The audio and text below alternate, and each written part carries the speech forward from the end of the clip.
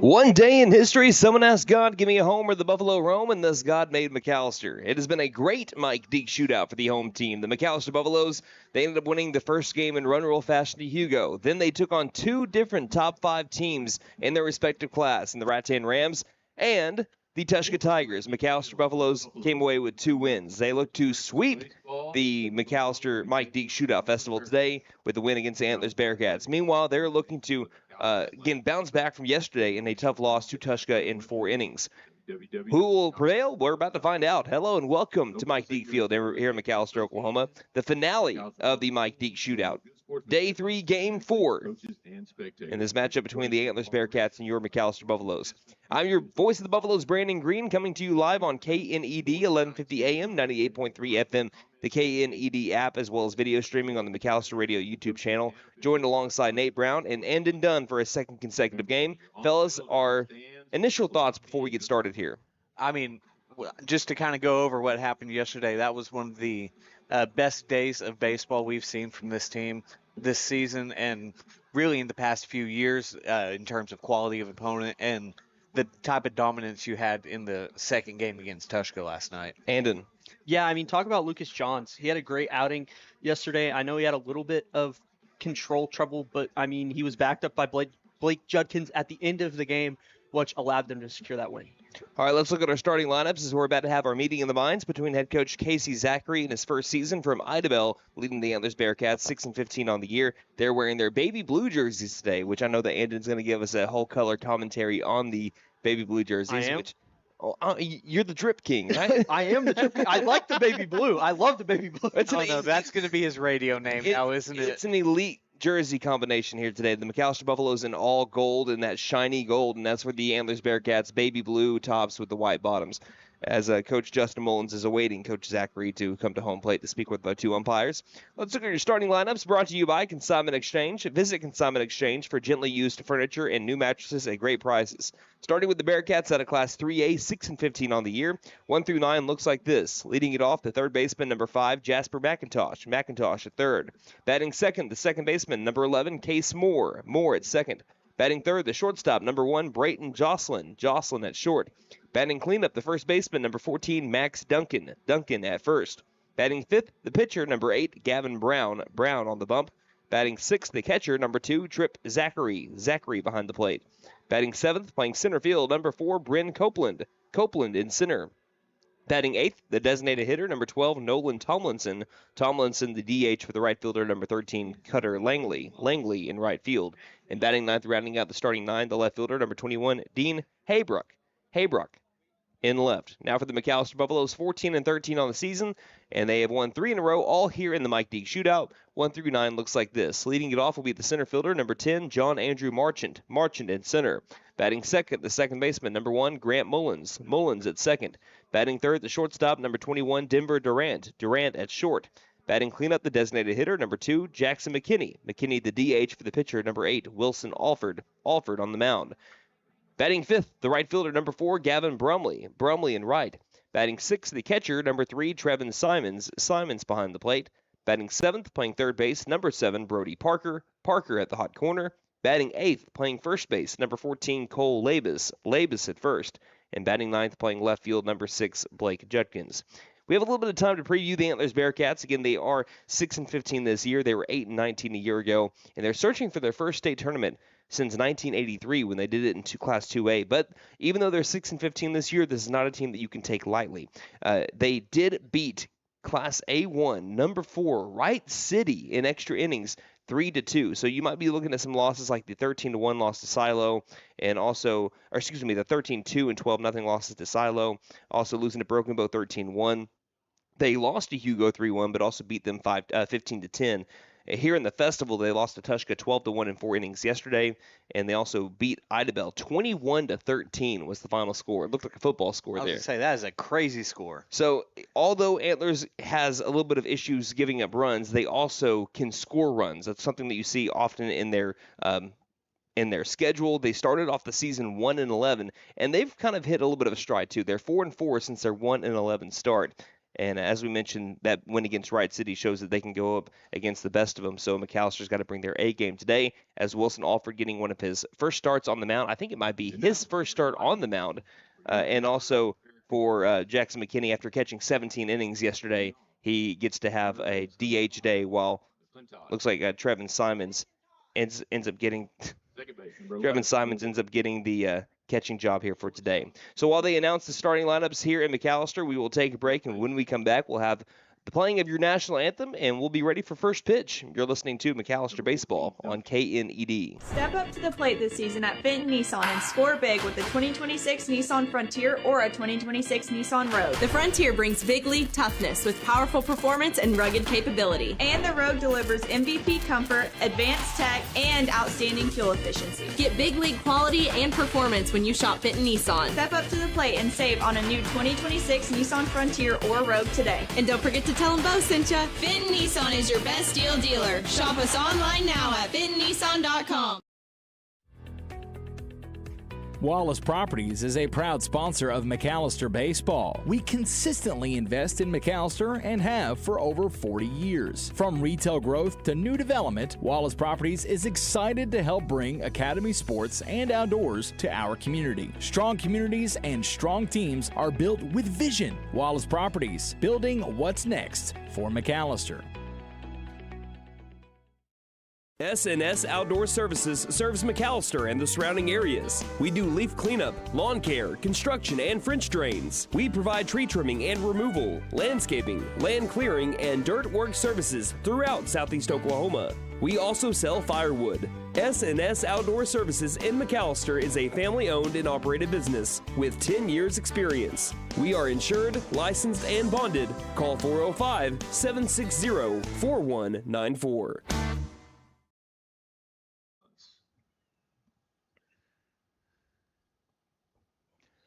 Welcome back to Mike Deak Field in McAlester, Oklahoma. We are observing the moment of silence currently. I know I'm talking and kind of, overriding that moment of silence. I apologize, but I'm just letting you know that we're ushering in our national anthem, and we'll have that being played here, whether on your radio dials or your video screen.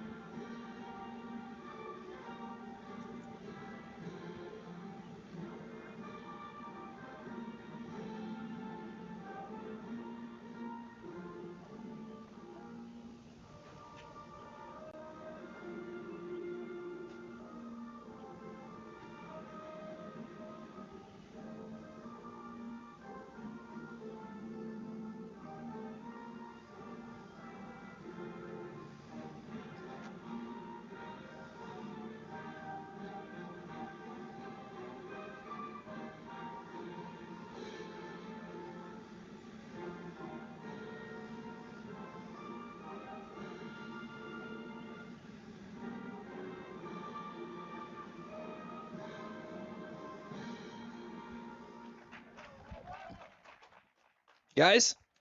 Let's baseball. All right, the McAlester Buffaloes have taken the field. Let's look around the diamond one more time for the black and gold. You have Lavis at first, Mullins at second, Durant at short, Parker at third. In the outfield, Judkins in left, Marchand in center, Brumley in right, and the battery for the Buffs today. Simons behind the plate, and Wilson Alford on the mound. Alford, again, this festival has felt like a get-right festival for the McAlester Buffaloes. They got right, ending a 5-game losing streak on Thursday against Hugo. On Friday, it seemed like they came together as a full team, and everyone was able to contribute to come together to beat two really good teams. So that felt like a big boost of momentum for the McAlester Buffaloes. They looked like they were playing with a lot more confidence by the 5th or 6th inning against Tushka. And now today could be a get-right game for Wilson Alford. Again, you still have to face what is a tough lineup at times in the Antlers Bearcats that have been known to put up runs on some good teams. He is 0-0 so far this year. He's pitched in 4 innings, 10 earned runs, 3 strikeouts. The only issue for Wilson, it seemed like this year, has been his command. 9 walks, 3 hit by pitches. But if he can find that zone, again, he's going to be another tough guy to hit, just like what we saw with Judkins and also with Johns and Mullins and Weegar yesterday. So as we're about to get started here, we want to go over the uniform combination here. What do you think about the uniform matchup here, Anden? Yeah, I mean, the full gold by McAlester, they have had a showing uniform-wise, to be honest with you all. Shootout, it's felt like. I mean, how many different, this is the third uniform they've We've had? been pinstripes, all black, all gold today. Well, did they not do all white at some? No. It's the pinstripes. Oh, that's what I was thinking. Okay. So, I mean, great combination by the Buffaloes, but also the baby blues by Antlers. I mean, who doesn't love a good baby blue jersey? Absolutely. You always think about, the Houston alternates whenever I think baby blue. Like the old Oilers jerseys? Yes, the old Oilers jerseys. All right, as we have our final warm-up pitch thrown by Wilson Alford, we're ready for our first pitch of the game, brought to you by Big V Feed Center. See them in McAlester, Hatco Farm and Ranch in Kiowa, Shakota Wholesale Feed Company in Shakota, and Apex Feed in Wilburton for all of your spring feeding program needs. Alford is ready. McIntosh is ready. Righty-on-righty matchup to get us started off. First pitch of the ball game is a fastball missing inside for ball one. 10:05. 10:05 first pitch time. It's baseball time here in the Heartland. We have Brian Hodgel, says listening and watching from Arizona, says let's go Buffs, keep the train rolling. That's what they're hoping to do today. Here is the 1-0 from Alford. Fastball that misses outside for ball two. Yeah, and McAlester, like you just said, wanting to stay on that hot streak, get back in that win column fully and keep it going for the rest of the season. Saturdays usually could be Johnny Holstap day. Here's the 2-0 pitch from Alford as he misses high for ball three. If McAlester wants to go with the staff, they can throw Judkins. He didn't really throw many pitches yesterday. He threw less than 15 in his seventh inning, so he can pitch today if he needs to. Don't expect to see Brody or Durant with them playing Monday and Tuesday and being your district starters. 3-0 pitch will catch the inner part of the plate with the fastball for strike one. 3 balls, 1 strike. Marchin has pitched before. He could pitch again. Uyghur is a no-go. Mullins is a no-go. Thomas could pitch. Johns is a no-go. I think Brumley's a no-go. 3-1. That fastball called. Strike at the upper outer part of the zone for strike two. And Simons could go too. So there's not a lot of people that have pitched before for McAlester. That is probably someone you could use today. Well, I mean, I think you said Marchant had pitched before, right? Once in the Arizona Festival. Payoff pitch. Fastball misses high, and there's a leadoff walk to Jasper McIntosh. Not saying that Alford won't have a great showing here today, but in case he needs help, we're just previewing who you have available that has pitched before for McAlester this season. Blake Judkins had a really great seventh inning to end out that game yesterday for McAlester, so seeing him for a few more couldn't hurt. Also, if you want to use Judkins, but you want him to still be available on Monday, just a pick off to first base back in his McIntosh. If you want him to still be available on Monday, the total amount of pitches he can throw today is 50. Can't throw any more than 50 if you decide to throw Judkins a second time. Runner at first base, and the pitch. Swing and a miss for strike one to Case Moore. McAlester played Antlers last year, won at 15-9. McAlester went up 8-0 on the Antlers Bearcats, and then the curse of Patches O'Houlihan. No, I'm kidding. Gavin's a great guy. Again, he got to be in the pregame show with us yesterday. Yeah, that was fun. A little bit. Again, he helped us out with the camera. But I told him, I think he's a junior this year, so I think last year he was a sophomore. But I told him as a sophomore, I was like, hey, if we go up by 8 runs, you're welcome to come in the booth and do a half inning with us or a full inning with us. Right. It comes up, we go up 8-0. Antlers scores 9 runs in a single inning, and we go down 9-8. That was that game. 0-1 pitch. Fastball up and out, called strike two. And Braden, I know we talked about the sliding mitts yesterday. The base runner on first does have 2 sliding the mitts double. on. Yeah. I've seen it a lot. Now, if that was the thing back when I was playing, I probably would have used 1, but I wouldn't have used 2 personally. But I can understand maybe you don't want something to come down on your hand. Right. We had a situation happen like that over in the Cleveland County Classic in Noble last week, where someone came down on someone's hand on a stolen base attempt. So you'd rather be safe than sorry, you know? Right. Because I think that he got cleated pretty good and he was bleeding pretty bad. Count 0-2. That was in the Duncan Noble game. A Duncan Demon player got cleated like that. 0-2 pitch. This is high for ball 1. But yeah, McAlester, after going down 9-8, giving up that 8-run lead, scored the next 7 runs to win it 15-9. We've had some pretty interesting games with the Antlers Bearcats in the Mike Deak Festival in the past. I'll Tell you about it coming up after the 1-2 pitch. Pitch misses high. Runner takes off for second. He's caught in between. There's an easy tag. Trevin Simons guns down Jasper McIntosh, who for whatever reason stopped between first and second. And his head coach, Casey Zachary, over at third base says, "Why did you stop?" It was a hard hesitation there in between the bases. It felt like he maybe took like 2 steps back before trying to get back or go all the way forward towards second base. That's a brain bender there, why he kind of stopped his run. But Case Moore, again, last year went 1 for 2 with 3 RBI against McAlester. 2-2 pitch, misses high for ball 3. His one hit was a bases-clearing double with the bases loaded. McAlester won 15-6. 2 out of the last 3 games that McAlester has played against Antlers, Ethan Gillespie ended with a walk-off home run. That's a pretty crazy stat. Payoff pitch is lined into left field. It'll be a base hit. Case Moore singles to left, 1 on, 1 out. Brings it Brayton Jocelyn. Yeah, so the one that was 15-6, he hit in the 6th inning on an absolute no-doubt home run. I think it's still traveling to this day. But then the very next year, Antlers went 10 innings with McAlester. We mentioned Mark Janot, who started for Rattan yesterday. Mm-hmm. He went into the 10th inning through his 104th pitch on the 2-run walk-off home run by Ethan Gillespie. McAlester won it 6-4. I don't think you guys understand how crazy it is to go into the 10th inning and only throw 104 pitches. That is insane. You're throwing around 10 pitches an inning. Those are quick innings. Pick off to first base, back in safely. And then McAlester, obviously, we mentioned they won 15-9. So what usually happens when McAlester and Antlers have teamed up in the Mike Deak Shootout, some sort of craziness. I'm expecting that today. 1-0 pitch. Popped up and out of play. Count is even at 1 ball, 1 strike. The wind is blowing out to center field at about 10 miles per hour, 16 mile per hour gusts. We have, I would say, a good mix of clouds and sun here. Right now the sun is peeking through the clouds on top of our gold jerseys, letting them shimmer a bit. Count even at 1-1. Alford takes a deep breath, and the pitch. Fastball missing outside. 2 balls, 1 strike. Yeah, and the hitter for Antlers is rocking the Manny Machado drip today with the short sleeve hoodie under the jersey. That's become a trend for a lot of different players. I know that Marchant likes to do that in center field as well. I saw that really come up to fruition a few years ago. Next pitch is popped up in the infield right side. Labus right next to the runner has to hit. It's in fair territory. This is going to be an out somewhere. It's fair. Like the way that Labus hit, it's fair. Someone's out. Did he call foul ball? What? So where it hit on Labus is in fair territory when it hits him. This is an easy call of a fair ball. Someone should be out somewhere. If this is called a foul ball, we are really missing this one up.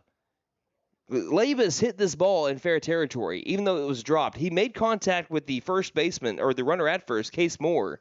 That didn't matter. What matters is, because he's standing on first, he's entitled to first base. What matters is he touched that ball in fair territory. That should not be a foul ball. And I don't know how he missed that when the umpire is right there. And am I missing something? Is there a rule on obstruction between the base? No. Okay. So that's Moore's in the right there. He's entitled to that base. He never moved. He never tried to make contact with the runner or with the fielder. But Labus, he touched that ball, did he not? I thought he did. I want to go back and look at that. Here's the 2-2. Misses low and outside for ball 3. So Labus is coming around into the first base area. The only way that I can see that being a foul ball is if Labus didn't touch it. I thought he touched it. If he didn't touch it, then that's my apologies. The umpires have that correct. But I thought that he touched it trying to go after that fly ball. 3-2 is fouled off at the plate, and the count will remain at full at 3-2.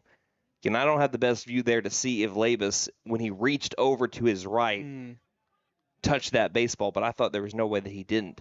I thought he did as well, and I mean, it was right in front of me. Count is full at 3-2. So we'll do it again. Payoff pitch.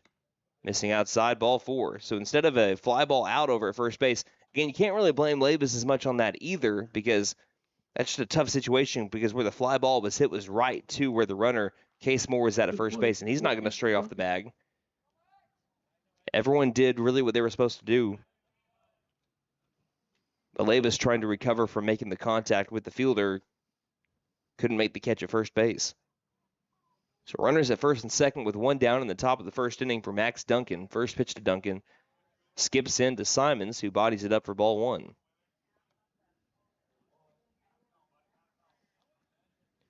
Duncan last year against McAlester was 0 for 3.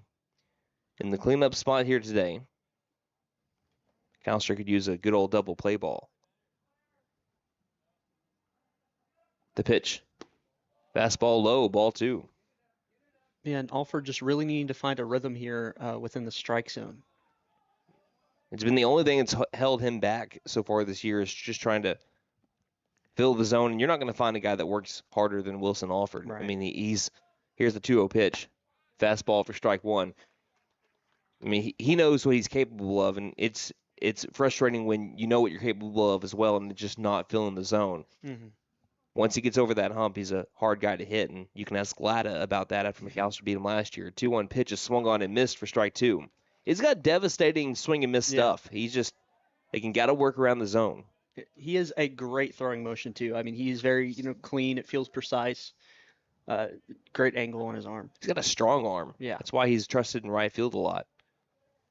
2-2 pitch. Swing and a miss for strike three. Nice bounce back at bat for Wilson Alford getting his first strikeout of the day. With runners at first and second and two down, that brings up the opposing pitcher, Gavin Brown. Yeah, he's been trusted out in right field a whole bunch as well because that's usually the longest throw that you'd have to make. Now, both the left fielder and the right fielder, center fielder, they all have about the same distance to home.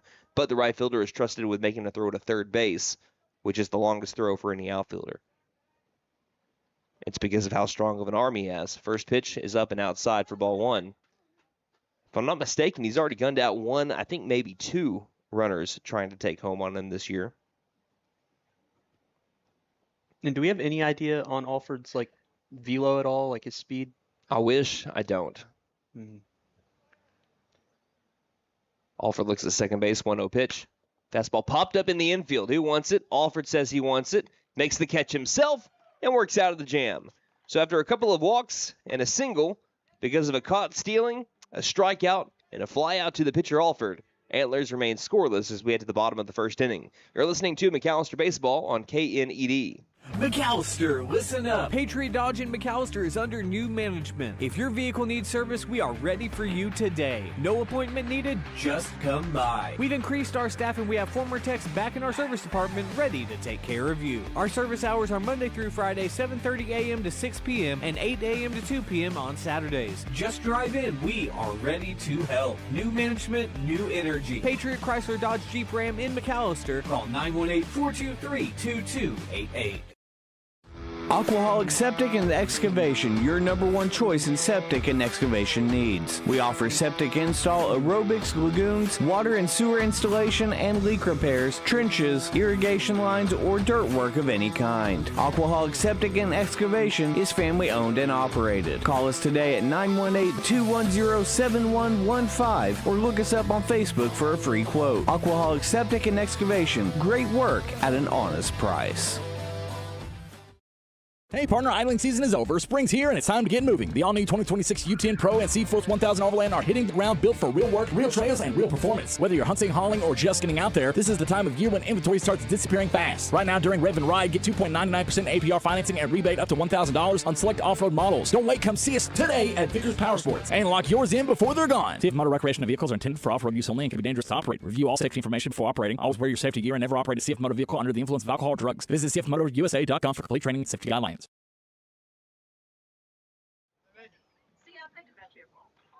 Well, it looks like the Buffaloes have a new rally animal or something. They have a squishmallow that has been impaled by a PVC pipe, and it is being taped to one of the bars over inside the McAlester third base dugout. I'll have to get the story on that when I can. Hopefully it keeps things rolling for the McAlester Buffaloes. They're tied up with the Antlers Bearcats, just beginning the bottom of the first inning. We'll look around the diamond for the Bearcats. You have Duncan at first, Moore at second, Jocelyn at short, McIntosh at third. It looks like Haybrock in left, Copeland in center, Langley in right, and the battery for the Bearcats, Zachary behind the plate, and Gavin Brown, your pitcher for the Bearcats here on this Saturday morning. And Coach Mullins was having a conversation with both umpires just a moment ago. I don't maybe over the play at first. Might have been a clarification. Like I said, if it didn't touch Levis, that is the correct call. Right. But if it did, then I think that they obviously got that one wrong. Here's the first pitch to Marchant. That's fly to center field. Hardly happened to move. Here's the center fielder, Copeland. With the wind pushing into his face, he makes the catch for out number 1. 1 pitch, 1 out. That's what you call efficiency there for Gavin Brown. And we've had a weird tail of the wind over the past 24 hours. It was blowing out to about 20 mile per hour winds out of center field. Left center field also yesterday for our first game. By the time our second game rolled around, it was blowing in at about 6 miles an hour, and now it's blown back out. Oklahoma, where the wind goes sweeping down the plains. First pitch to Grant Mullins will miss low and outside for ball 1.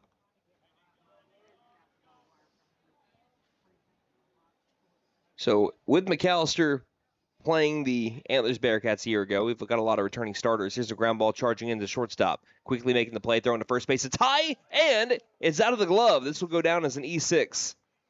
Even though it was dropped by Duncan at first base, the throw brought him off the bag. And even if he makes that catch, since he's off the bag, I think Mullins would have been safe. So that is an E6 to give McAlester their first base runner for Denver Durant. Durant last year against Antlers went 1 for 5 with an RBI on that RBI single.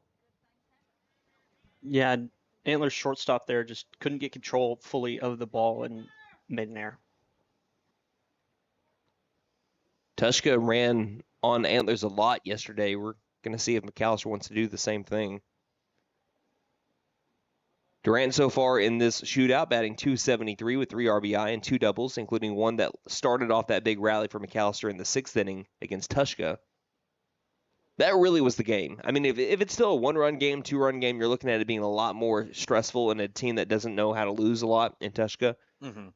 But when McAlester scored 5, that really gave them the distance they needed. There goes Mullins on the first pitch, swing and a miss. Throw down to second base is not in time. Stolen base for Grant Mullins. That is his 5th stolen base of the season. As for Durant on the year, he's batting .349, 4 home runs, 24 RBI, and also batting .387 with runners in scoring. He's got Mullins at second base and the pitch. The 0-1 misses inside, and the count is even, 1 ball and 1 strike. Yeah, Mullins had great hustle to get ahead of the pitcher there and beat the throw to second. And Mullins now 180 feet around the base path, is looking to give McAlester an early lead. Brown looks back at second, and the 1-1 pitch. Fastball that runs inside for ball 2.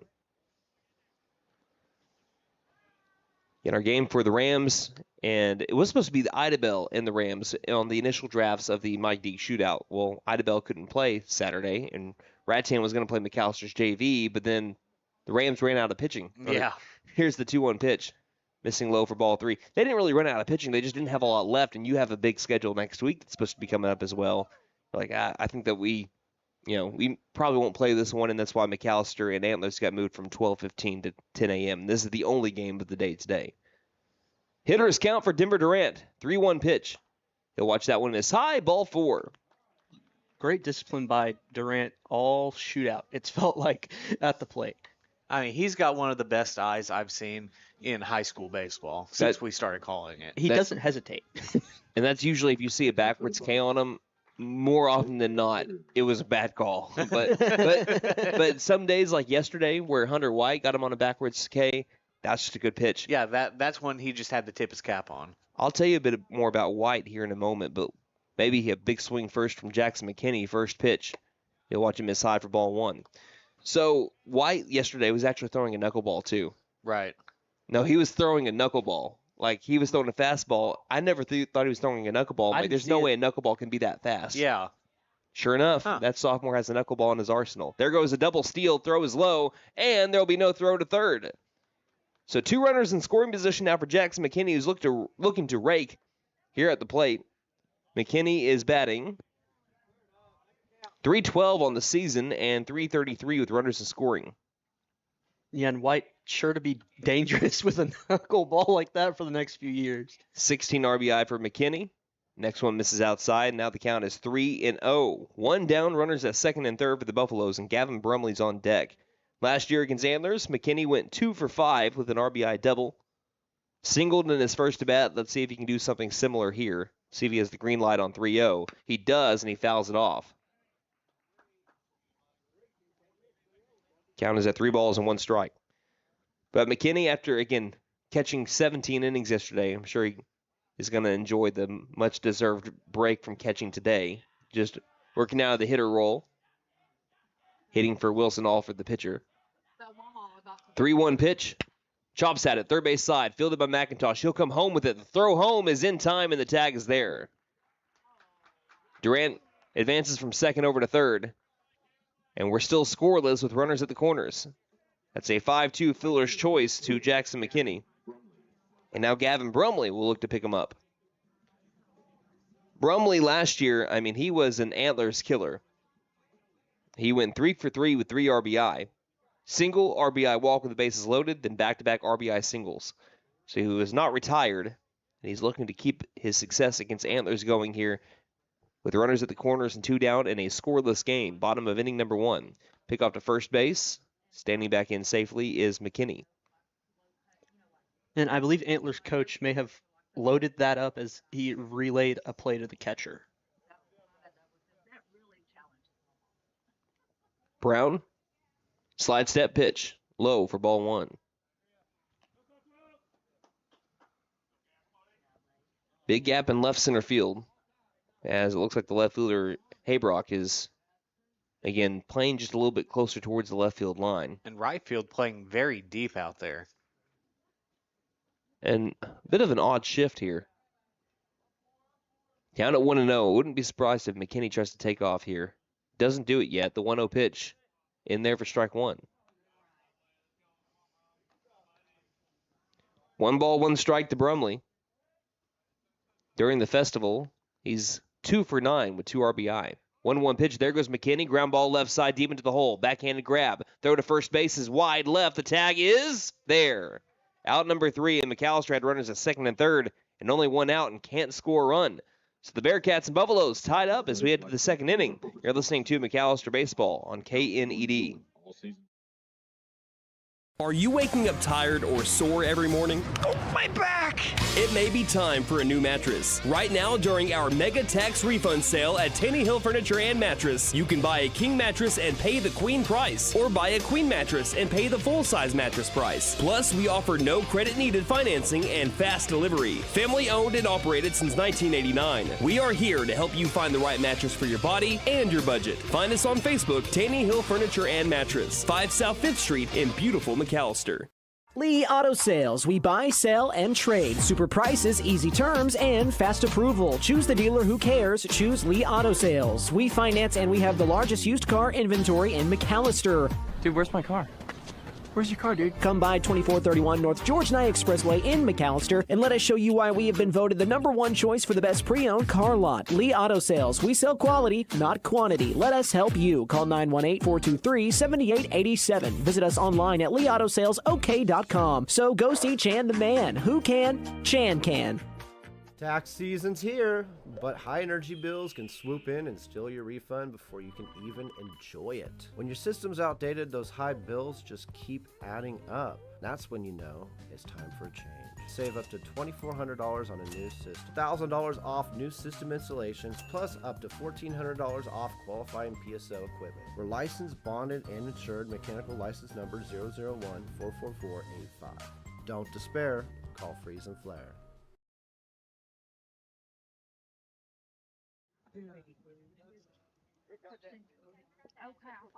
So both Antlers and McAlester were able to get out of some jams there in the first inning, and we're still scoreless at 0-0 as we head to the top of the second inning. Tripp Zachary, Bryn Copeland, Nolan Tomlinson, the 6, 7, 8 hole batters up for the Bearcats, Alford in for his second inning of work. Now, we had some information that people, the topic of the pronunciation of rattan was really a thing yesterday. Here's a swing and a miss for strike one, and it made its way around our Twitter as well. The I Don't Drink Coffee podcast said it's correct, it's rattan. Mm-hmm. I said it was rattan because I have some guys and gals that I was friends with from college from there that said that I was, again, at the time wrong because I always pronounced it rattan. Mm-hmm. But it's rattan as the next pitch is to the backstop for ball one. But then we had Tabitha Wheat. She checked in. She says, I have friends from there too, and they say rattan. The funny thing is she told Nikki Bond today, and she was telling her that I was wrong. So we don't really know what it's called. Whatever makes you feel good. Next pitch misses outside for ball 2. Yeah, a bunch of my buddies have all been like, it's rattan, not rattan. See, I've always thought it was rattan until I met people from the town. One of my buddies said the rats don't tan. 2-1, it comes in and hits the forearm of Trip Zachary for a hit by pitch. Third free pass given up so far in an inning and yet to be a third. And that brings up Bryn Copeland. For the Bearcats, number 4, Copeland. That cannot feel good either. That's one of the worst places that you're going to get hit is right on the bone. Like your forearm right there. Especially with some heat that Alford can throw. Top of the second inning. Bearcats have a runner at first and nobody out.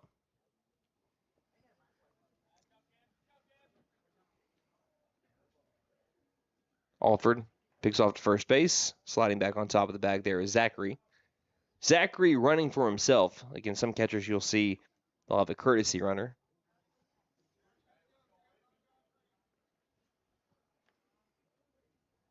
Alford's first pitch.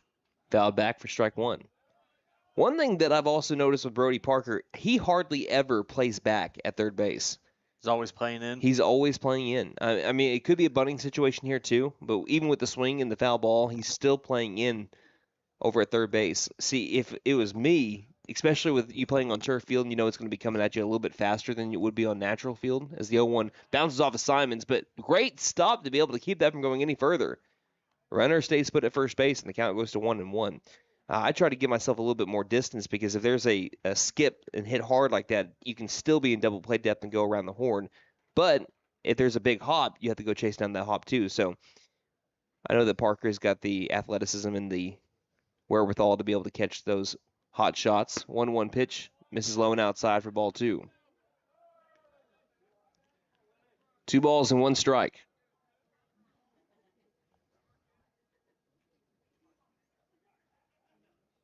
Wind now slowly blown out to left field.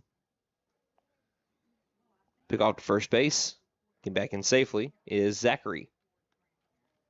Brendan, when he gets into his hitting stance, who does that remind you of?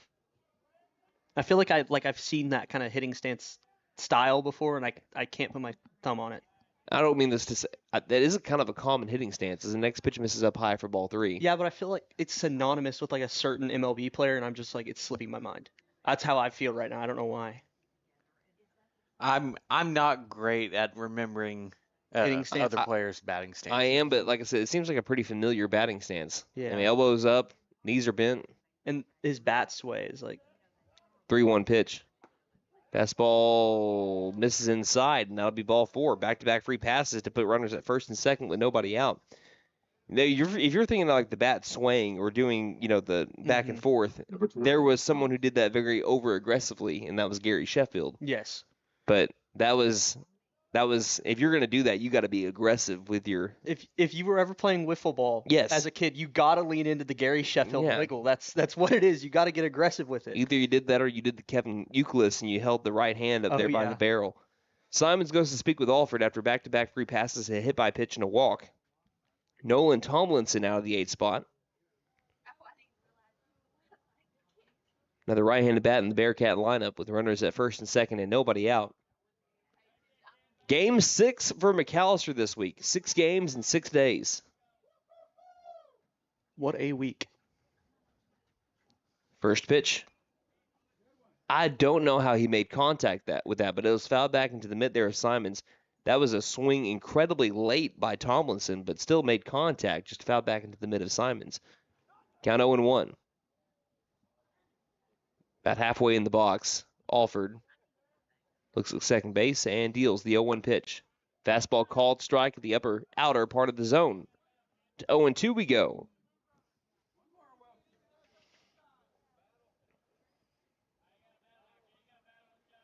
Alford gets the signs from Simons. And the 0-2. Pitch misses low and outside, and well outside. 1 ball, 2 strikes. Brandon, when you played, did you have a wiggle like that?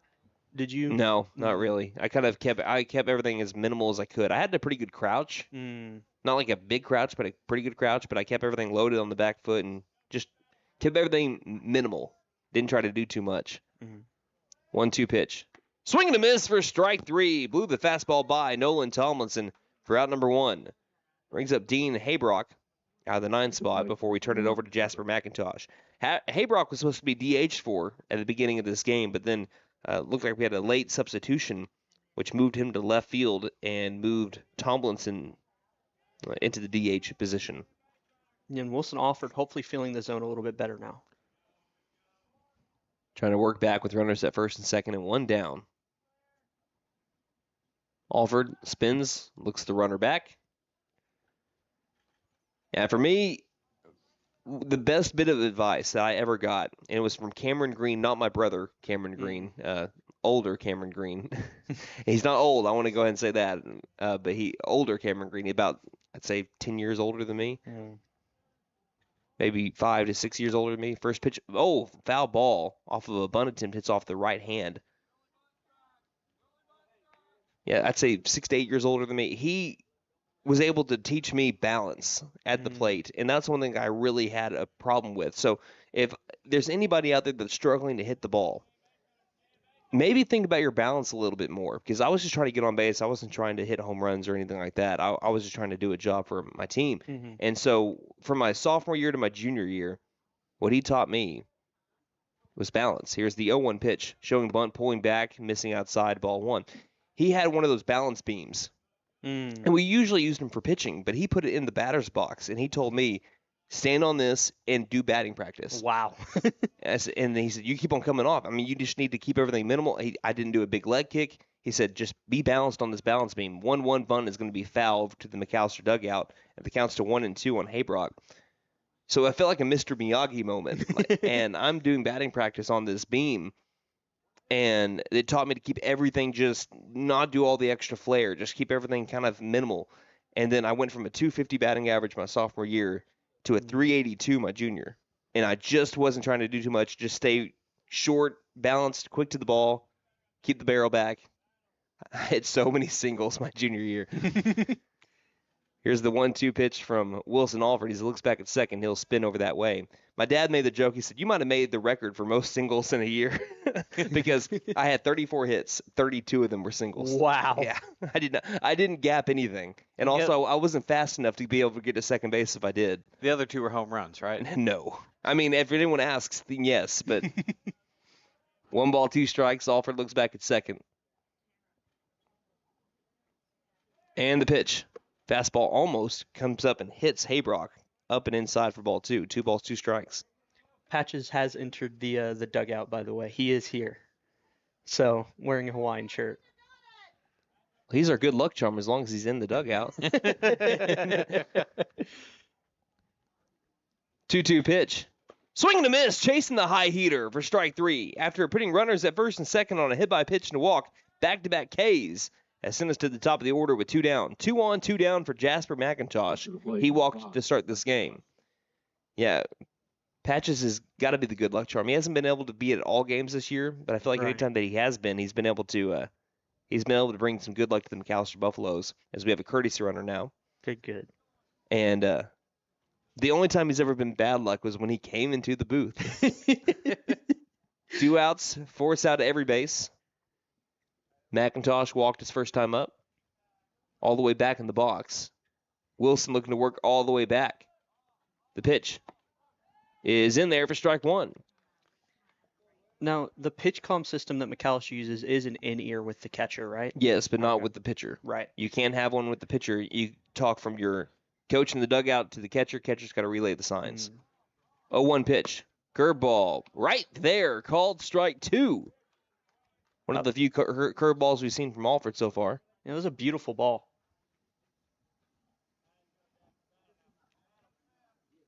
So can Alford go from walk to strikeout, strikeout, strikeout? 0-2 pitch. No, he can't. Line drive left field, chasing it down. It'll land. Antlers is going to take a lead as Judkins lets it get by him all the way to the wall. What happened here? They're calling time for a moment. What's the call? Did someone call time before? What in the world?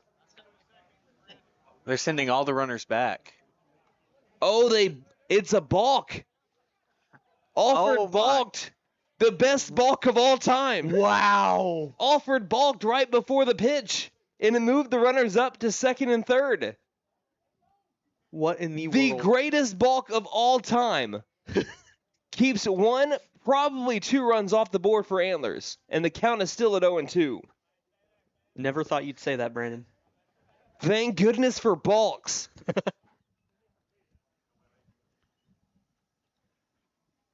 0-2 pitch. Fastball missing up and outside for ball 1.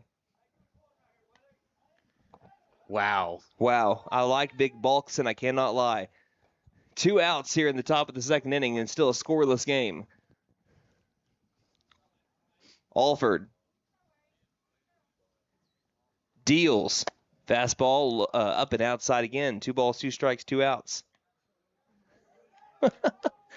And I know another person that's really glad that that was called a balk was Judkins in left field. You can't let that ball get by you. And it did all the way to the wall.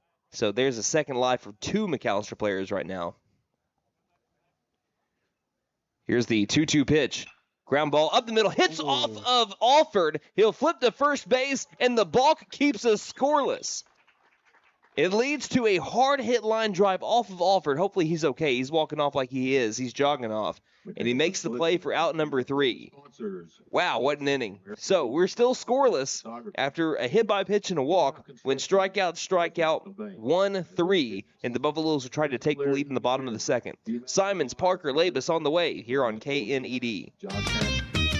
For more than 50 years, First Realty has helped the residents of McAlester and the surrounding area with their real estate needs, whether residential or commercial. First Realty will guide you through the process of buying or selling your home or business. You can view our property inventory online at first-realty.net. We update our listings daily. If it's on the market, you'll find it at first-realty.net. If you have any questions, call us at 918-423-3122.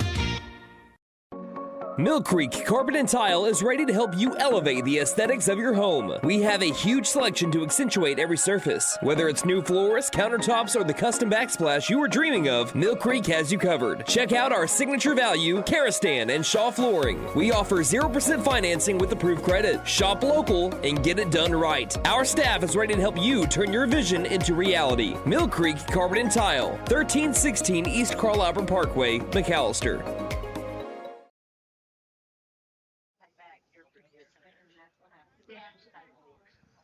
Welcome back here to McAlester, Oklahoma. We've had an interesting second inning so far. A balk kept a 2 RBI double, maybe even a triple, off the board and kept the Antlers Bearcats scoreless. Buffaloes will try to make them pay for that. Bottom of the second inning, Trevin Simons will lead things off, looking to continue his hot start. Here's the first pitch called strike.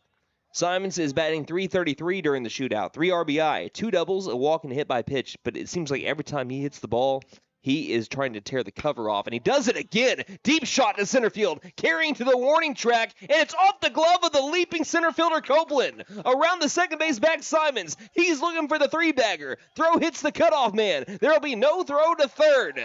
Trevin Simons continues to just rake. We'll see if that's going to be called an error or a triple here. It's a leaping attempt from Copeland, so it's going to be I'm going to let Coach Busby do the job here. They call it a triple. I think that's the right call because that's going to be a fantastic play in center field by Copeland if he makes that. 100%. So Simons with the triple. First pitch, line down the left field line. It's a base hit for Brody Parker. McAlester gets 1 run on 3 pitches to begin the bottom of the second. McAlester feeling it in the box right now. They're seeing everything and hitting really well to start the third inning. First base. Second inning. Second inning. Yeah, Bottom of the second. Bottom of the second. Bottom of the second. Buffalo's leading 1-0 right now. Never doubt yourself. On Never doubt 3 myself. pitches. Cole Labus now up. Parker was wanting to go, and then he held up as the pitch misses up and inside for ball 1. Got happy feet over at first base. Parker has 4 stolen bases on the season. He's been caught stealing once. He takes off on a bad jump, and he's lucky that he got that fouled off. I think they're calling a balk because they're awarding. He had Parker another second. balk. Again, I like balks, and I cannot lie. That puts now McAlester runner into scoring position because Brody had a terrible jump. I think he's probably going to be gunned down if that's not a balk or a foul ball. Instead, the count is 1-0. Parker at second base. On 2 balks called here in the second. Next pitch called strike at the knees, and the count is even at 1 ball and 1 strike. How about the baby blue cleats on the pitcher for Antlers, by the way? I'm rocking with it. Levis batting .297 on the year, .403 on base percentage. 1-1 pitch. Ground ball right side. Second baseman, Moore, grabs, flips to first in timeout number 1. And it works like a bunt and moves Parker over to third base. But here's the good thing. If it wasn't for the balk, that could be a double play ball. So instead, McAlester gets over to third base for Blake Judkins. Judkins batting .355 on the season, .440 on base percentage, and a .500 batting average with runners in scoring. That is best on the team. First pitch, swing and a miss for strike 1. He has 21 RBI. He's been making his living in situations like this. I don't mean to jinx him because, of course, if he's batting .500 in such situations, that means half the time he's also not gotten a hit. But this time, he'll bring in a run. Ground ball to second base, throw to first base in time for out number 2. But that does score Brody Parker, and McAlester now leads 2-0. And that's the best outcome for him after that hit is that Brody got home. Brings up the top of the order and John Andrew Marchant, looking to be a leadoff man with 2 down. To spark a 2-out McAlester rally. Grant Mullins on deck. Here's the first pitch with 2 down, nobody on. Up and outside, ball 1.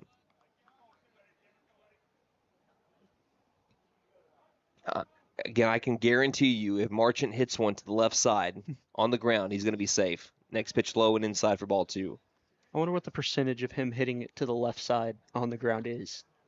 It's I don't know about on the ground because he also lines it a lot. He gets a good barrel on a lot of his pitches. 2-0 is flown again over towards right center field. Tracking it down, the center fielder Copeland makes the catch, and that'll be out number 3. But McAlester scores 2 runs on a leadoff triple by Trevin Simons. Parker brought him in, and then after Parker made his way around the base paths, Blake Judkins drives him home with a RBI ground out. So McAlester leads 2-0 as we head to the top of the 3rd inning. Wilson offered out for his 3rd inning of work. You're listening to McAlester Baseball on KNED. Are you squinting to read signs while driving? Having trouble seeing clearly at night? It's time to focus on your vision behind the wheel with Kennedy Eye Care. Issues like nearsightedness, astigmatism, glare sensitivity, or poor night vision can hinder your ability to read signs, judge distance, and react quickly. Let us take care of your changing vision so you can focus on the road ahead. Schedule your eye exam today by giving us a call at 918-429-1400. Kennedy Eye Care, where your vision is our focus. Go Buffs! Have a great season.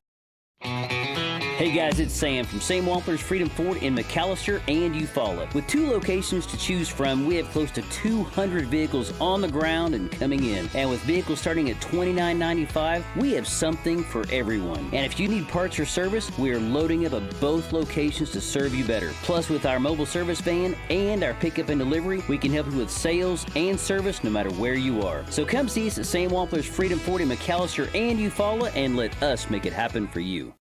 When you need propane, there's only one place to go, W.E. Alford Propane.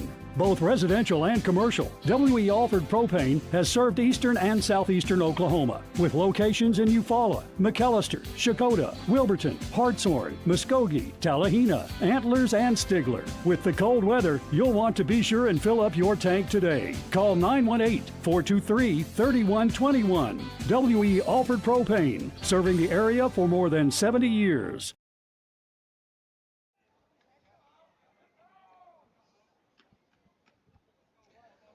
Welcome back. 2-3-4 batters up for the Antlers Bearcats. Buffaloes lead the Bearcats in the Mike Deak Shootout finale, 2-0, top of the 3rd inning. It'll be Case Moore, Brayton Jocelyn, Max Duncan for the Baby Blue Bearcats. First pitch, up and inside, ball 1. I like that. The Baby Blue Bearcats. I love the jerseys. I'm a sucker for baby blue jerseys. That's why even though I'm a Yankees fan, I'm jealous of the Rangers and their baby blues. I have a Baby Blue Rangers hat. 1-0 pitch, way outside, ball 2. I'm not even a Rangers fan. I have a Baby Blue Rangers hat.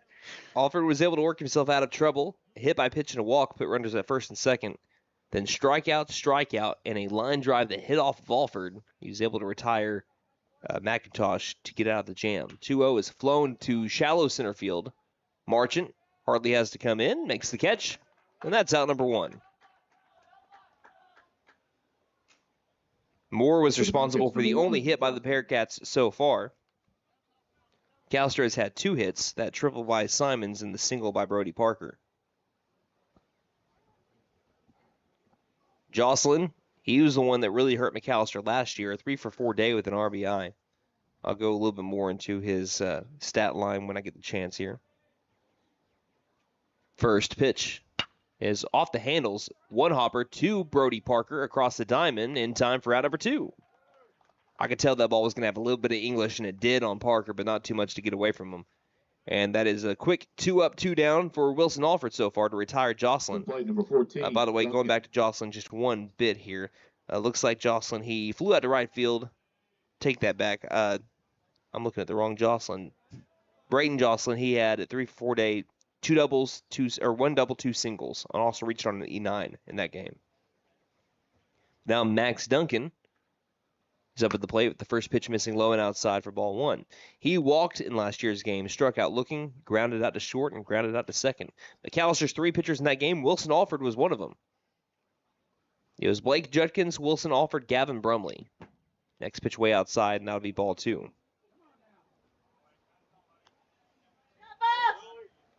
So now that leads me to go down the rabbit hole and see how Alford pitched against Antlers last year. Here's the 2-0 pitch. Fastball way outside, ball 3. For Alford last year, he pitched in a third. He had a rough outing. He pitched in a third. Only gave up 1 hit to 6 earned runs as he hit 3 batters, walked 2, and struck out 1. So he's looking for redemption today. 3-0 pitch. Called strike at the knees and a bit outside. That's a generous spot there for Alford. And the count is at 3-1. Yeah, so Alford looking for that redemption here today to finish out the Mike Deak Shootout. 3-1 pitch. This is inside, and that'll be ball 4. He needs to find his way back in that zone as we get deeper into this game. So far today, he has walked 4, hit 1, and struck out 3. I wouldn't be surprised if Judkins comes back in this game if Alford can't go the full 7 today. I just don't know how much they would like to pitch Judkins with district play coming up and how well he pitched on in last night's game against Tushka in his 1 inning.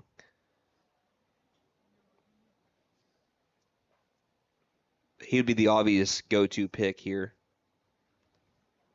First pitch comes in and hits the batter Brown. Hits the batter Brown.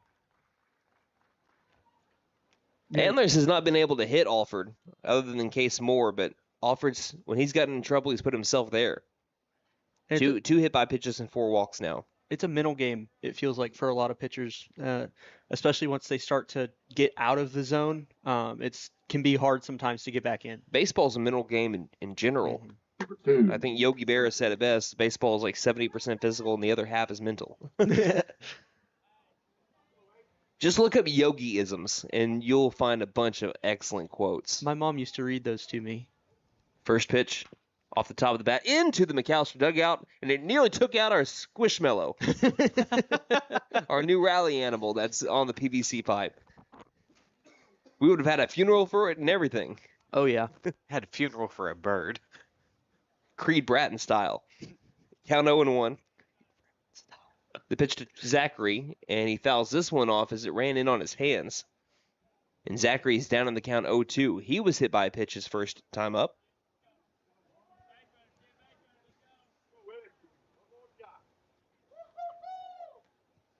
Oh and 2. Force out of every bag. Runners at first and second after the walk and hit by pitch. Up in the box is Zachary. 0-2 pitch. Fastball missing outside. Coach Homer tried to will that strikeout into existence. he even went the whole up and ring him up. But no, that was outside. Count 1 and 2. He's still doing it in the dugout. Alford waits, looks at second. Looks there a second time. And the 1-2. Fastball upstairs, ball 2. Denver Durant really wants Trevin Simons to backpick over at second base. I think Simons is just being a little bit more reserved because if it does go sailing, that's going to lead to a run scored. Right. But there is a big secondary over at second by Max Duncan. Deuce is wild here in the top of the third. 2 balls, 2 strikes, 2 outs. Alford delivers. Fastball right off of the umpire after the foul ball. And Simons immediately goes to speak with his pitcher to make sure that the umpire has enough time to collect himself. Man, we've seen some scary moments in Major League Baseball where a foul ball will go off an umpire and get maybe in that one spot that may be uncovered, or if they moved a certain way, it became uncovered. I've seen a couple of instances where an umpire's gotten hit directly in the throat. Yeah.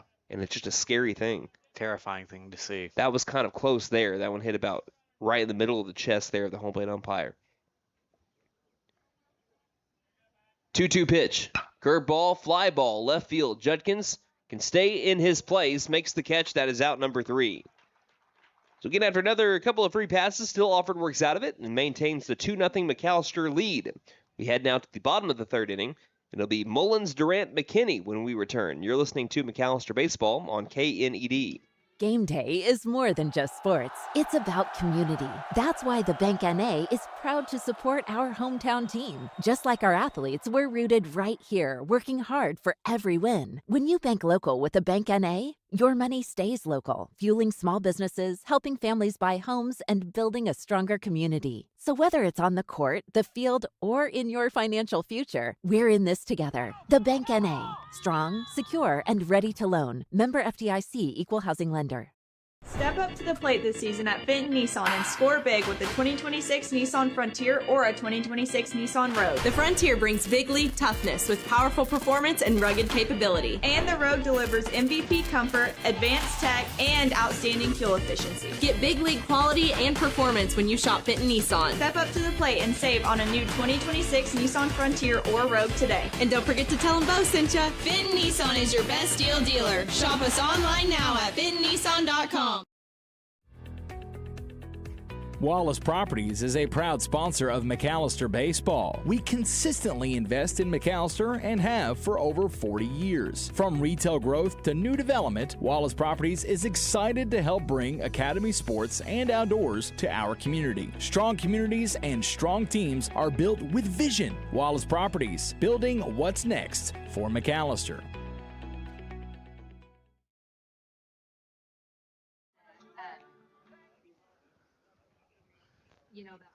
McAlester Buffaloes are leading it 2-0 over the Antlers Bearcats. It's been a tale of 2 different pitchers so far. Gavin Brown, despite having a little bit more control, he's only walked 1 batter and only given up 2 hits, but he's been pitching to contact, and he trails it by 2. Wilson Alford has given up some free passes today, but no one's been able to really hit him.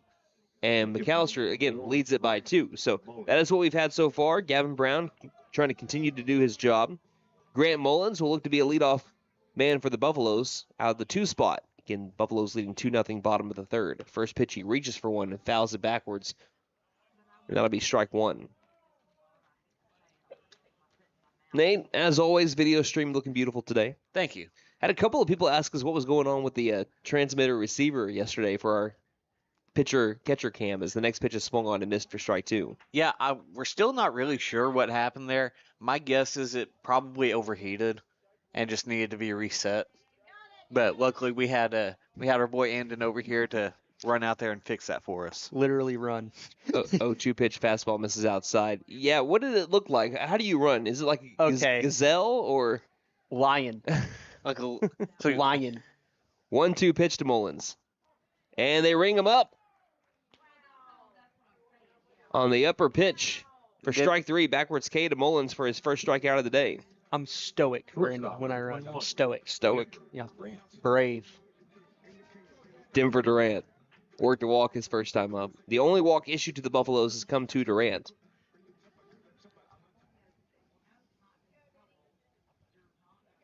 Looking at how deep Copeland is playing, he is playing 5 feet from the warning track.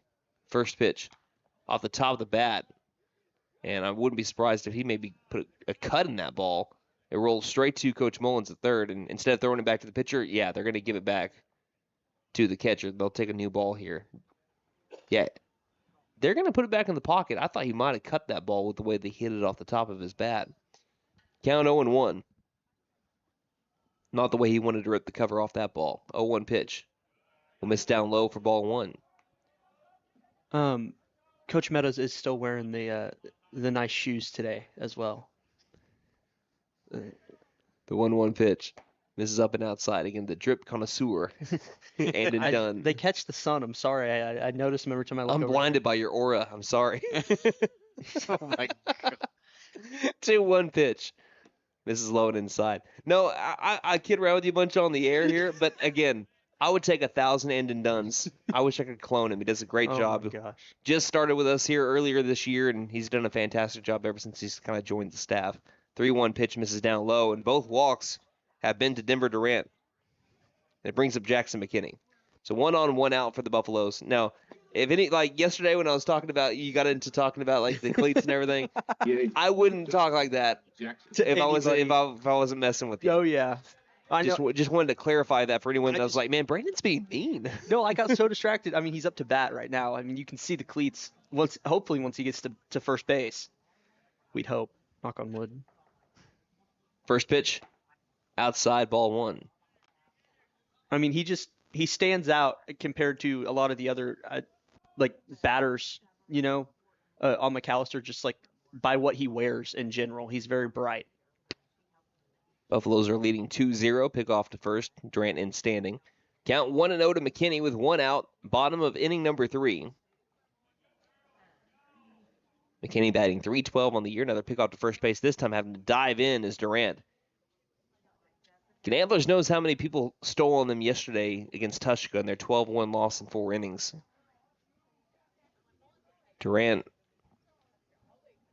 trying to be kept honest. He won't go here. This next pitch is driven towards deep center field. To the warning track goes Copeland. He's up near the wall, and this time hauls in the catch. Made the catch on the warning track, almost right in front of our camera out there in center field, and that's out number 2. And Brandon, this might be an odd question. I don't know. You probably know. Is there a disengagement count for how many disengagements a pitcher gets? Okay. Not in high school. Okay. Now, at least not in Oklahoma. Arizona has some weird rules. Oh, do they? They have a pitch count rule over there. Really? Interesting. Or not pitch count, a pitch clock rule. Wow. Over there. First pitch, ground ball chopper left side. McIntosh Fields has to throw to first base. Does so on a hop. It's dug out by the first baseman Duncan. And we still got a pitcher's duel going on between Brown and Alford through 3 innings. McAlester owns that duel, though. They lead 2-0 heading to the top of the 4th. You're listening to McAlester Baseball on KNED. S&S Outdoor Services serves McAlester and the surrounding areas. We do leaf cleanup, lawn care, construction, and French drains. We provide tree trimming and removal, landscaping, land clearing, and dirt work services throughout southeast Oklahoma. We also sell firewood. S&S Outdoor Services in McAlester is a family-owned and operated business with 10 years experience. We are insured, licensed, and bonded. Call 405-760-4194. McAlester, listen up. Patriot Dodge in McAlester is under new management. If your vehicle needs service, we are ready for you today. No appointment needed, just come by. We've increased our staff and we have former techs back in our service department ready to take care of you. Our service hours are Monday through Friday, 7:30 a.m. to 6 p.m. and 8 a.m. to 2 p.m. on Saturdays. Just drive in. We are ready to help. New management, new energy. Patriot Chrysler Dodge Jeep Ram in McAlester. Call 918-423-2288. Aquaholic Septic and Excavation, your #1 choice in septic and excavation needs. We offer septic install, aerobics, lagoons, water and sewer installation, and leak repairs, trenches, irrigation lines, or dirt work of any kind. Aquaholic Septic and Excavation is family owned and operated. Call us today at 918-210-7115 or look us up on Facebook for a free quote. Aquaholic Septic and Excavation, great work at an honest price.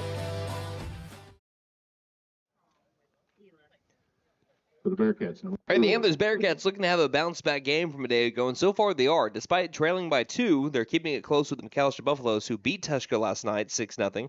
Tushka beat Antlers 12-1. They're playing a lot cleaner game. There has been only 1 error by the Bearcats after having multiple in just 2 innings yesterday. First pitch from Wilson Alford at the 4th is in there for strike 1.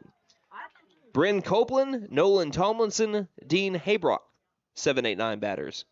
Copeland worked a walk before Tomlinson struck out, and so did Haybrock. 0-1 delivery. Straight to the backstop on a skip into the left-handed batter's box. Count even at 1-1. Shout out to Anden's mom. We were talking about how Anden runs because he had to run after that transmitter to get it fixed yesterday. His mom is listening, says, "You run like a T-Rex." I do not. 1-1 pitch. Same pitch as the last. Backstop, 2 balls, 1 strike. Well, next year, Anden, when we do our 40-yard dash, you got to participate now. Oh, dude. I think I'd die. You might. You did a jump shot and you almost tore your... Okay. Okay. Alford comes set. 2-1 pitch. Collects himself and gets a swing and a miss for strike 2. 2 balls, 2 strikes. I'll start my 40-yard dash training like this summer. I'll start in like May. No, you got to do it with no training. We all did it with no training. Hey, you're going to laugh. If you let him have some training, he's going to look like a world-class athlete. No, I don't doubt it. 2-2 pitch. Comes in and hits him. Another hit by pitch here to Alford. Here from Alford. I know some track athletes. So we have now 1, 2, 3, 4. We have 4 walks and 3 hit by pitches by Alford so far. Alford really just needing to control the zone and find his way back into a good rhythm within the strike zone. He's really struggling right now. Letting it rip, and he's been able to get himself out of jams, but he's gotten into a jam. I think there's been at least 2 runners every inning so far. And only one of them have been because of hits. This is the 8th base runner for the Bearcats. Only 1 hit. Nolan Tomlinson struck out swinging his first time up. He represents the tying run.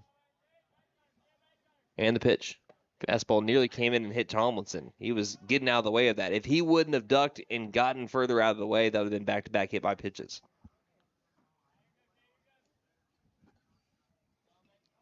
He's just got to calm down and find the zone again because he's got to remember he's got a 2-run lead right now. Count 1-0. And the pitch. Fastball popped up. Again, getting out of the way and swinging at the same time was Tomlinson. Fouls it off for strike 1. 1 ball, 1 strike. For Alford, that was pitch number 72. I was about to ask what his pitch count was.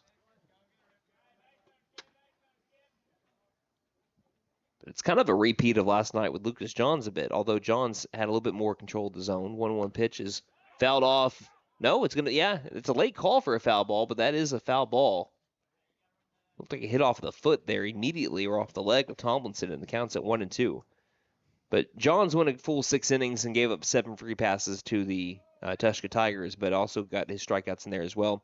I'm sure that Alford, he says, hey, if I walk everybody, but I'm able to get through a scoreless 4 or 5 or 6, I'm okay with that too. But you don't want to keep on playing with fire because the Bearcats, they have some firepower in them. And we've seen them score double-digit runs multiple times this year. Pick off to first base. That's what's been able to have them beat teams. Again, they've beaten the most. I don't think people understand how big of a win this is. Against a top 5 team in Wright City, they beat them 3-2. This team is capable of beating teams like that and like you. 1-2 pitch. Called strike, fastball, lower outer part of the zone. Ring him up. Out number 1. And hopefully Alford sees one go down like that. He'll find that rhythm again and start striking some batters out. Sometimes all you need is one. That's right. Runner at first with 1 down. Top of inning number 4. Buffaloes lead 2-0. Brock struck out first time. First pitch. Ground ball. Right back to Alford. Throws to second for 1. Over to first. Ring it up! 1-6-3 double play. A pitcher's best friend. And McAllister's played half a 7-inning game and lead at 2-0 over the Antlers Bearcats. You're listening to McAlester Baseball here on KNED. Hey partner, idling season is over, spring's here, and it's time to get moving. The all-new 2026 U10 Pro and C-Force 1000 Overland are hitting the ground built for real work, real trails, and real performance. Whether you're hunting, hauling, or just getting out there, this is the time of year when inventory starts disappearing fast. Right now during Rev and Ride, get 2.99% APR financing and rebate up to $1,000 on select off-road models. Don't wait, come see us today at Vickers Power Sports and lock yours in before they're gone. CF Motor recreational vehicles are intended for off-road use only and can be dangerous to operate. Review all safety information before operating. Always wear your safety gear and never operate a CF Motor vehicle under the influence of alcohol or drugs. Visit cfmotorusa.com for complete training and safety guidelines. Are you waking up tired or sore every morning? Oh, my back! It may be time for a new mattress. Right now, during our mega tax refund sale at Taney Hill Furniture and Mattress, you can buy a king mattress and pay the queen price, or buy a queen mattress and pay the full-size mattress price. Plus, we offer no credit-needed financing and fast delivery. Family owned and operated since 1989. We are here to help you find the right mattress for your body and your budget. Find us on Facebook, Taney Hill Furniture and Mattress, 5 South 5th Street in beautiful McAlester. Lee Auto Sales. We buy, sell, and trade. Super prices, easy terms, and fast approval. Choose the dealer who cares. Choose Lee Auto Sales. We finance and we have the largest used car inventory in McAlester. Dude, where's my car? Where's your car, dude? Come by 2431 North George Nye Expressway in McAlester and let us show you why we have been voted the #1 choice for the best pre-owned car lot. Lee Auto Sales. We sell quality, not quantity. Let us help you. Call 918-423-7887. Visit us online at leautosalesok.com. So go see Chan the man. Who can? Chan can.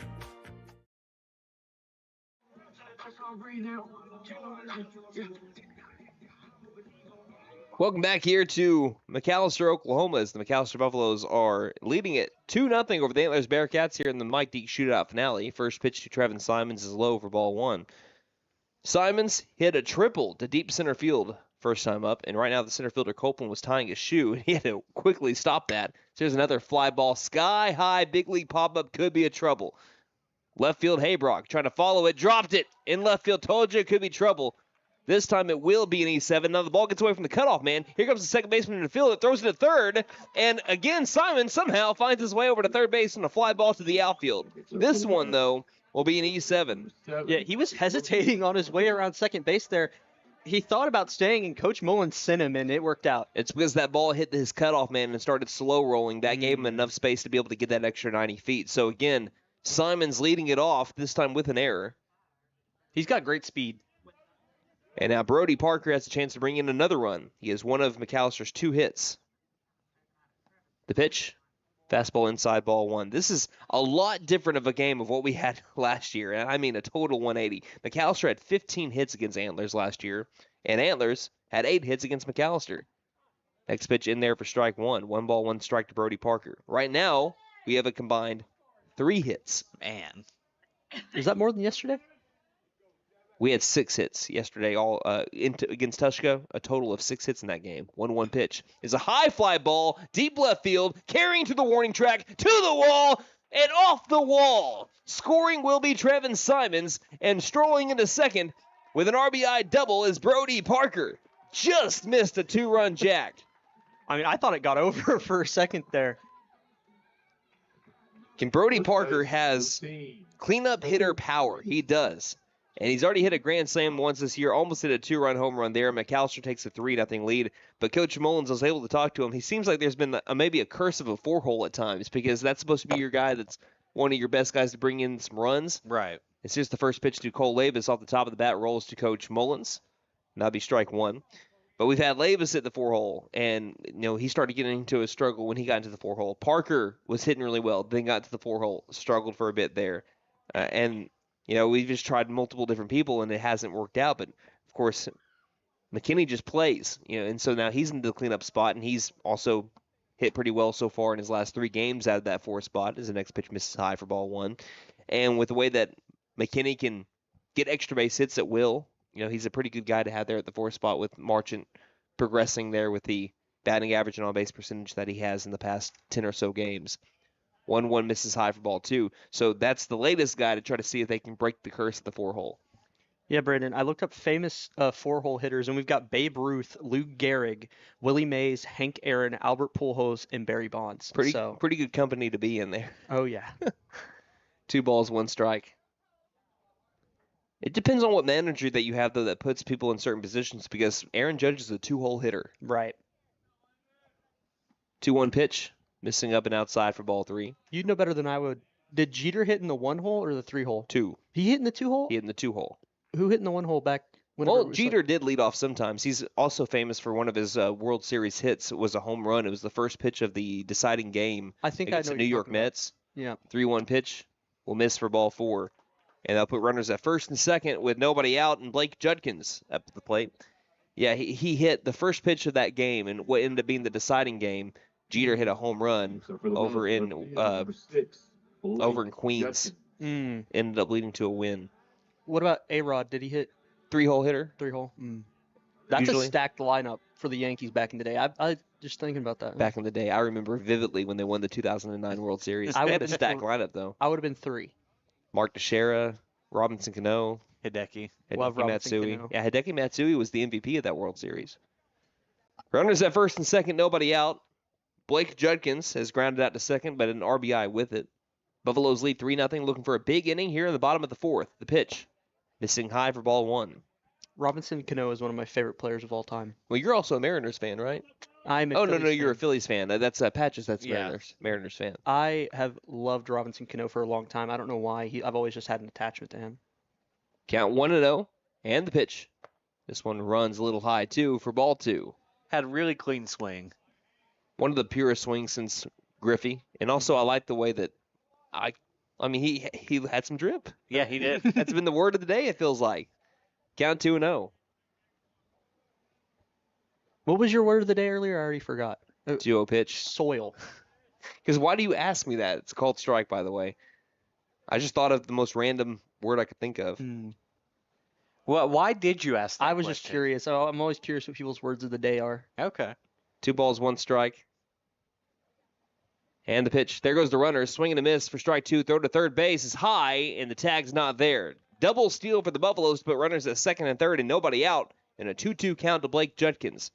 Now, McAlester had a big inning in the 6th inning. You went from a 1-0 game to 1 hit away from run-ruling Tushka yesterday. Right. If McAlester, just saying, if they do score 7 more runs, that is a run rule here, but you still have a long way to go. I just wanted to let everyone know about the run rule rules here in the shootout. 12 after 3, 10 after 4, 8 after 5. And here's a pop-up in the infield. It's going to carry out to shallow left field. It's going to be trouble, and coming in racing to make that catch is the left fielder Haybrock. He ran a long way in what was probably the shortstop ball, but again, shortstop's harder to find that ball hit behind him. Left fielder, Haybrock, ran about a good, 50 feet there to get to that ball. Yeah, and McAlester also, this game has felt like they've loved the double steal. That's the second time they have done it this game, right? Second, yeah, I believe the second. So, yeah. Last time that was back in the first inning, they were scoreless. So they're in a similar situation as what they were in the first. Second and third, 1 down. First pitch to Marchand is up high for ball 1. He's flown out to center twice. Right now looking to do a job. That's what you can kind of hear from Coach Homer there in the dugout. 1-0 pitch.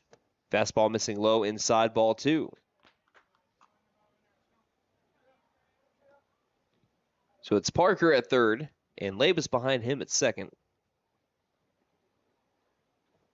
Gavin Brown comes set, and the 2-0 pitch is lined to right center field. This one is a gapper. It's going to score 2. Marching around first, looking for the double. Throw from center field is offline, and Labus late. Here comes the throw to home, and it's not in time. Scoring is Labus.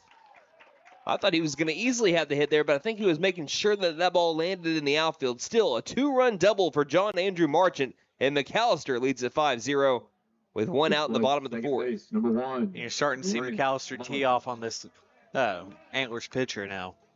Yeah, really finding a rhythm here, finding gaps. I mean, Antlers outfield has also made what feels like a few errors in this game that have helped McAlester out. The Buffaloes are a solid 4-inning, 5th-inning hitting team. First pitch is fly backwards for strike 1. Yeah, the Buffaloes, sometimes they struggle with the pitcher. They get to the 4th or 5th inning. They're a good team at adapting to pitching. That's what's made them so hard to beat offensively. This is one of the best hitting teams that McAlster's had in the past 10 years, at least up to this point. They just have to feel the pitcher out. 0-1 pitch.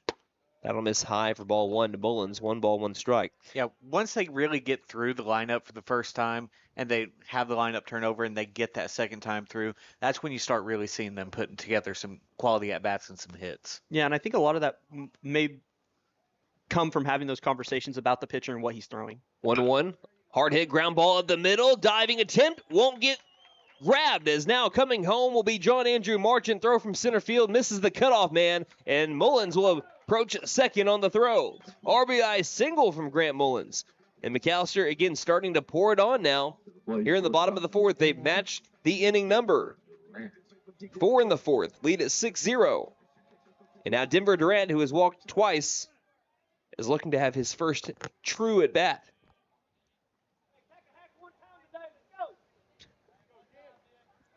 Wind blowing out to left field.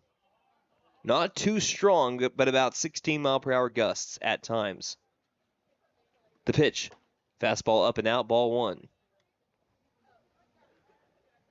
And honestly, I wouldn't blame Antlers if they considered just pitching around Denver. At the open base at first base. 1-0 pitch. Swung on and missed for strike 1. 1 ball, 1 strike. A lot of teams do that to Denver Durant, and that's why it's important to have a solid hitter at your 4th spot, as we were mentioning. When you do, you can clean it up. Make them pay for putting someone on base. Yeah, it feels like Denver Durant just itching to get a hit throughout this last part of the shootout. 1-1. As he swings for one, hits off the top of the bat. It's a shallow hit fly ball that's going to land in the outfield. They'll try to wave home Mullins, and it's bobbled in the outfield. Run would have scored anyway. RBI single for Denver Durant. He got what he wanted. They were playing so deep in center field, it hit off the top of the bat, and it still plunked right between the shortstop Jocelyn and the center fielder Copeland. So all of a sudden, you're looking at a 5 spot by the Buffaloes in the bottom of the 4th inning. They lead at 7-0, and Jackson McKinney comes up now, who is grounded out and flown out. Durant at first base. Just puts on his sliding mitt. First pitch. Fastball up and out. Back pick over to first base is caught by the first baseman, Duncan. This Antler team's itching to pick Denver Durant off. It always seems like they're trying to get him out every time he's on base. Durant has stolen 5 bases this year. He has been picked off once. Next pitch misses low and out for ball 2. Buffaloes all of a sudden lead at 7-0 if you're listening on radio on this fine Saturday morning. Count 2-0. And the pitch. It's a high fly ball again. Right side, though, shallow. Could be trouble again. Now losing it, and it falls again. Durant will go first to third. It's kicked around in center. They'll wave home Denver. Throw from center field looks high. It's caught, tag not there. So that will go down as a base hit for Jackson McKinney on a ball that got caught in the wind, and the second baseman Moore couldn't track it down. And then they score on an E8. Denver Durant came home on a fly ball that was about 10 feet away from the infield turf. Man. And the Buffaloes lead it now 8-0. He's so lanky. He just covers so much space. There goes McKinney. First pitch is high, and there's trouble on the transfer from the catcher, Zachary. Hey, all of a sudden, if Gavin Brumley gets his first varsity home run, this game is over. Still only 1 out in the bottom of the 4th. First pitch. Fly ball right field. That's not going to be deep enough to get it out of the park. Langley comes in, makes the catch. McKinney will tag. Throw from right field is up the left field line, but grabbed by McIntosh. And that's out number 2. So it moves the runner over for Trevin Simons as McAlester has officially batted around. Simons has tripled and also reached on an E7. That E7, he got all the way over to third base again. Anden vibing over here to Trevin's walk-up song. Great song.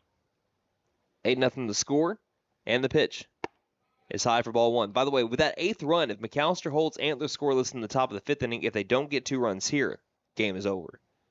But Antlers has been threatening every time that they've come up to the plate, and they'll have the top of the order up. 1-0 pitch. Fastball called strike. Down at 1-1.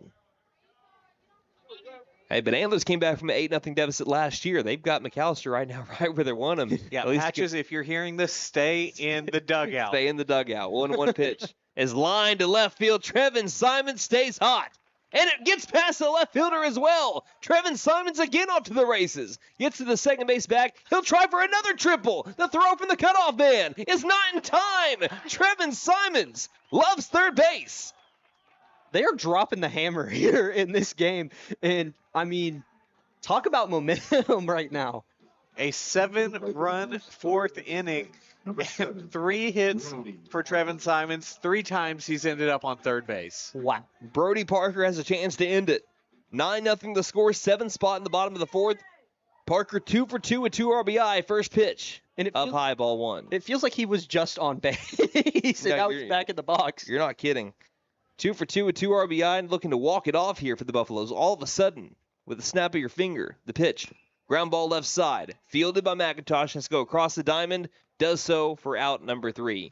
So game not over just yet, but McAlester, if they hold the Antlers to not score 2 runs in the top of the 5th, that will be ball game. Let's see if Wilson Alford can finish what he started. You're listening to McAlester Baseball on KNED. Tax season's here, but high energy bills can swoop in and steal your refund before you can even enjoy it. When your system's outdated, those high bills just keep adding up. That's when you know it's time for a change. Save up to $2,400 on a new system, $1,000 off new system installations, plus up to $1,400 off qualifying PSO equipment. We're licensed, bonded, and insured. Mechanical license number 001-44485. Don't despair. Call Freeze and Flare.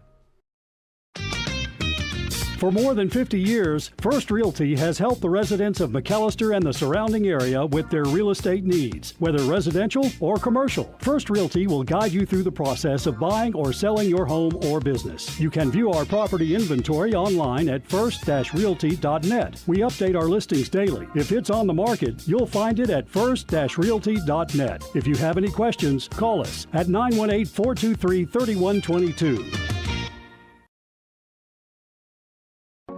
Mill Creek Carpet and Tile is ready to help you elevate the aesthetics of your home. We have a huge selection to accentuate every surface. Whether it's new floors, countertops, or the custom backsplash you were dreaming of, Mill Creek has you covered. Check out our signature value, Karastan and Shaw Flooring. We offer 0% financing with approved credit. Shop local and get it done right. Our staff is ready to help you turn your vision into reality. Mill Creek Carpet and Tile, 1316 East Carl Albert Parkway, McAlester. Are you squinting to read signs while driving? Having trouble seeing clearly at night? It's time to focus on your vision behind the wheel with Kennedy Eye Care. Issues like nearsightedness, astigmatism, glare sensitivity, or poor night vision can hinder your ability to read signs, judge distance, and react quickly. Let us take care of your changing vision so you can focus on the road ahead. Schedule your eye exam today by giving us a call at 918-429-1400. Kennedy Eye Care, where your vision is our focus. Go Buffs! Have a great season.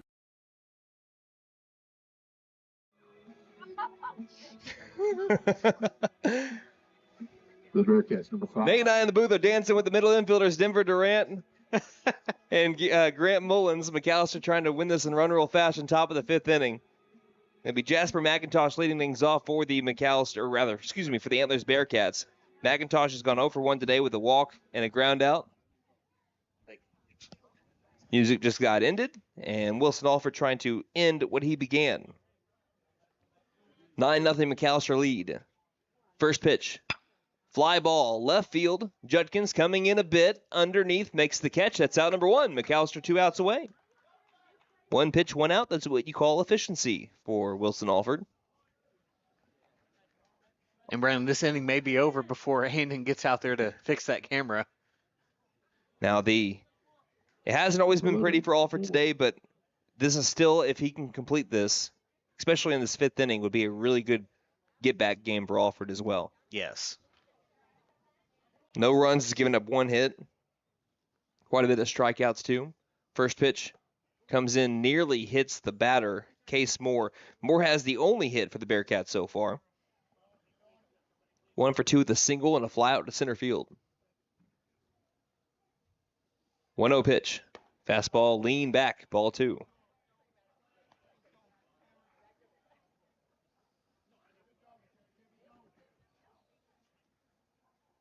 2-0 with one down. And the pitch skips in. That'll be ball 3.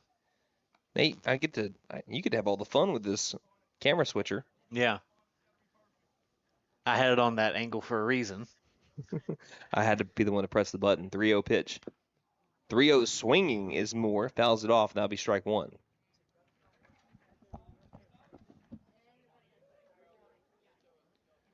Three balls and 1 strike. 1 down, nobody on for the 2-hole batter, Case Moore. Anden's making everyone nauseous over in center field. Here's the 3-1 pitch. Ground ball left side. High hop. Denver waits for it to come to him. Fields throws to first base. A little right, but makes the catch just in the nick of time by about a half a step for out number 2. 6-3 ground out to Moore, and the Bearcats are down to their final out. Brayton Jocelyn has gone 0 for 1 today with a walk and a ground out to third.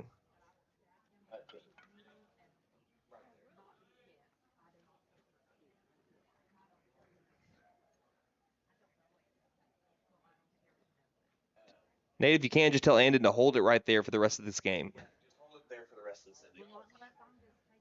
We'll catch Anden for the postgame show if McAlester wraps it up here.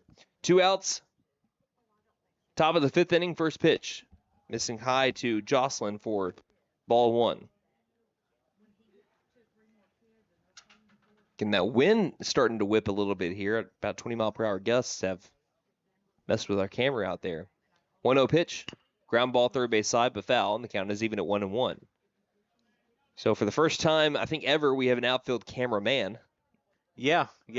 We've never had anyone out there running that camera. He's going to make people nauseous. Count is even at 1-1. Been a nice day over here at Mike Deak Field. All for trying to wrap it up with a W. 1-1 pitch. Line drive left field. Judkins again hardly has to move. Makes a basket catch down by the turf for out number 3. Alford said, what was up with that? But all that matters is that's a W for McAlester here in 5 innings as they beat the Antlers Bearcats to win all 4 games of the Mike Deak Shootout. Ladies and gentlemen, Buffalo fans far and wide, grab that brush and paint that win column black and gold. A 7-run bottom of the 4th gets McAlester to a 9-0 lead. And they ride it all the way to a win as Wilson Alford goes the full 5 and wins it for the McAlester Buffaloes as they look to continue this hot stretch into District Play next week against their rivals by the Red River, the Durant Lions. We'll take a break and be back. You're listening to McAlester Baseball on KNED. Hey guys, it's Sam from Walters Freedom Ford in McAlester and Eufaula. With 2 locations to choose from, we have close to 200 vehicles on the ground and coming in. And with vehicles starting at $29.95, we have something for everyone. And if you need parts or service, we are loading up at both locations to serve you better. Plus, with our mobile service van and our pickup and delivery, we can help you with sales and service no matter where you are. So come see us at Walters Freedom Ford in McAlester and Eufaula and let us make it happen for you. When you need propane, there's only one place to go. W.E. Alford Propane.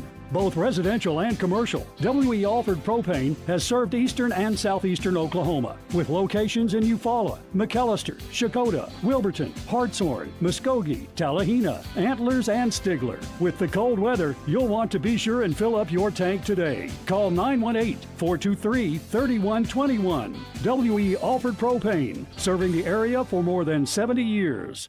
Game day is more than just sports. It's about community. That's why the Bank NA is proud to support our hometown team. Just like our athletes, we're rooted right here, working hard for every win. When you bank local with the Bank NA, your money stays local, fueling small businesses, helping families buy homes, and building a stronger community. So whether it's on the court, the field, or in your financial future, we're in this together. The Bank NA. Strong, secure, and ready to loan. Member FDIC Equal Housing Lender. Step up to the plate this season at Fenton Nissan and score big with the 2026 Nissan Frontier or a 2026 Nissan Rogue. The Frontier brings big league toughness with powerful performance and rugged capability. And the Rogue delivers MVP comfort, advanced tech, and outstanding fuel efficiency. Get big league quality and performance when you shop Fenton Nissan. Step up to the plate and save on a new 2026 Nissan Frontier or Rogue today. And don't forget to tell them Bo sent ya. Fenton Nissan is your best deal dealer. Shop us online now at FentonNissan.com. Wallace Properties is a proud sponsor of McAlester Baseball. We consistently invest in McAlester and have for over 40 years. From retail growth to new development, Wallace Properties is excited to help bring academy sports and outdoors to our community. Strong communities and strong teams are built with vision. Wallace Properties, building what's next for McAlester.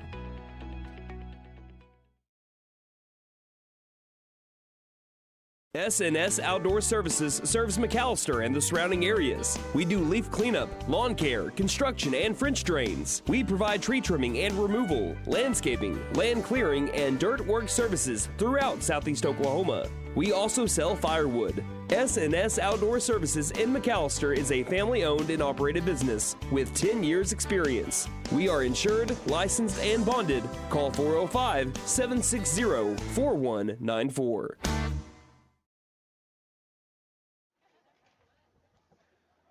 Welcome back here to McAlester, Oklahoma, here at Mike Deak Field. In the finale of the Mike Deak Shootout, the McAlester Buffaloes win at 9-0 in 5 innings over the Antlers Bearcats to improve to 15-13 on the year, and also a 4-0 Mike Deak Shootout showing. You know, back in the day, they used to sometimes have placings in these tournaments. McAlester, if you would have done that, they won first today. Yeah, I mean, they easily had the best showing throughout the entire Mike Deak Shootout of any team that competed here today or this week.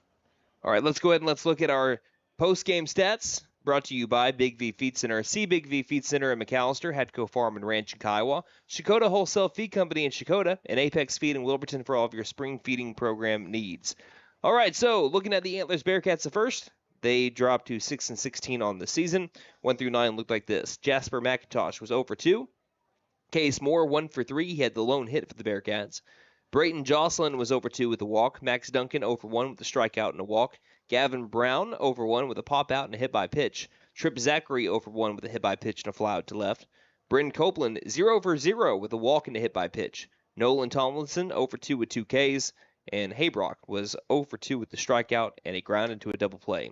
Gavin Brown gets the loss today. He pitched in all 4 innings that the Bearcats pitched in.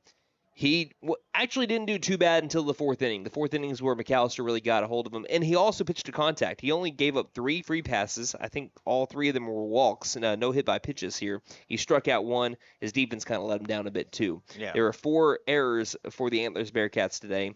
And that was it for Antlers. Now for the McAlester Buffaloes, again, they improved to 15-13 on the year.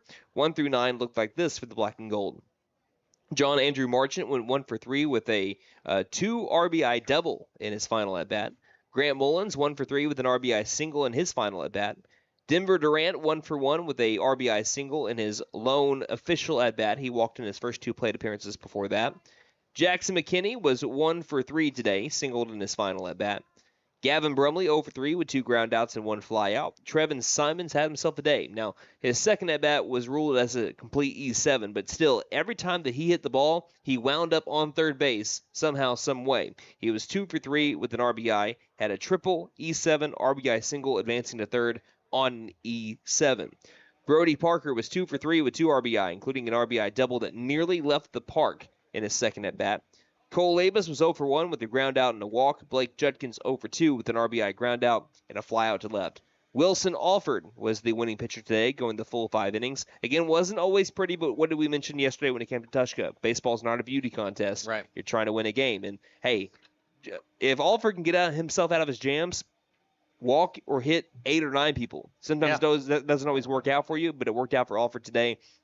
And it was a nice get-back game for him. He struck out 4. He walked or hit 7 batters. McAlester played another clean game of no errors here today. So your final thoughts on the way that Wilson pitched today, and then we'll talk about the team.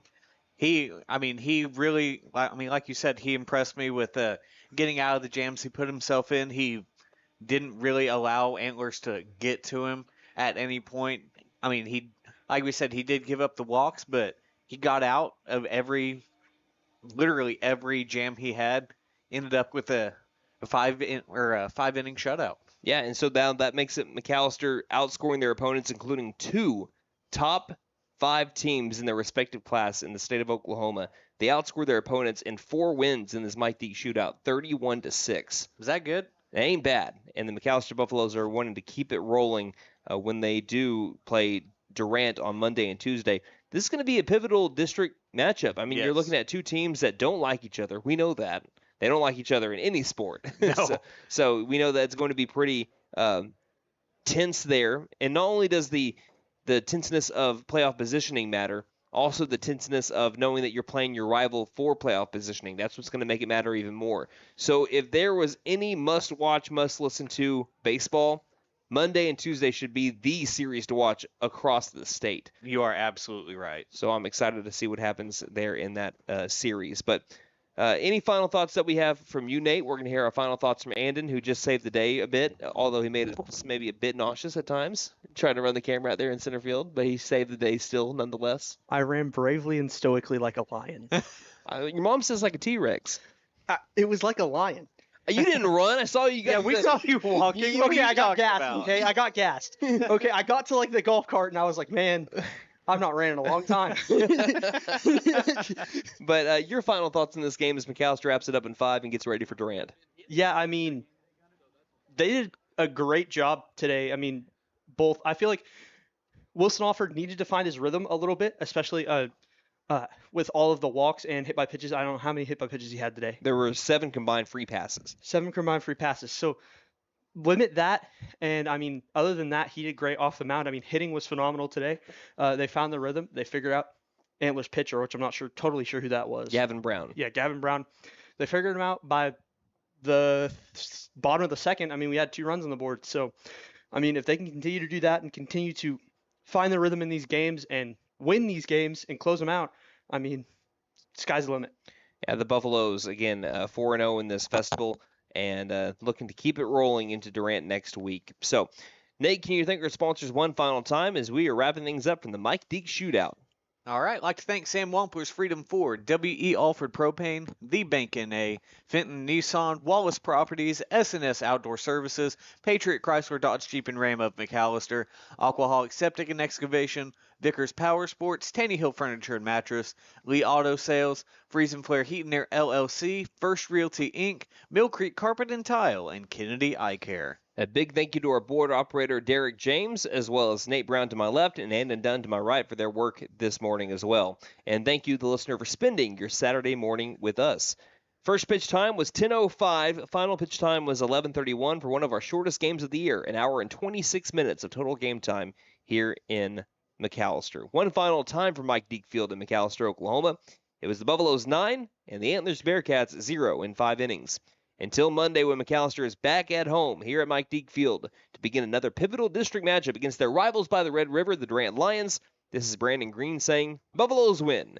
And don't just have a great weekend. Have a Buffalo weekend, everybody.